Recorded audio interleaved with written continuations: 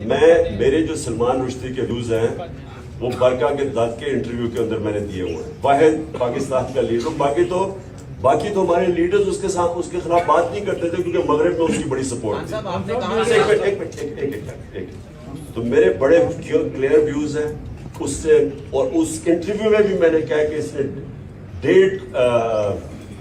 1.5 ارب مسلمانوں کی اس نے توہین کی. میں نے بڑا واضح ہے. اور میں پھر سے آپ کو ریپیٹ کرتا ہوں کہ یہ میں جو بات کر رہا تھا وہ اسپیسیفکلی کر رہا تھا کہ جو طریقہ کار ہے.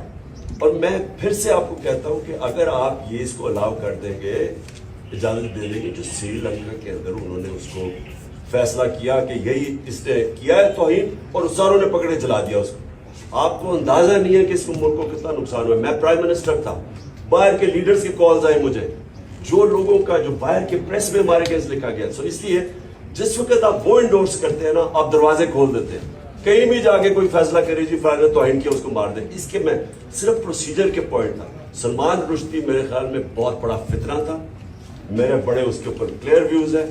میں اس کو کہا کہ میں کبھی کسی فورم کے قریب ہم نہیں جانا چاہتے جدھر یہ فتنہ, جس کو پتا تھا کہ مسلمانوں کو ہوتے ہوئے اس سے تکلیف پہنچائی.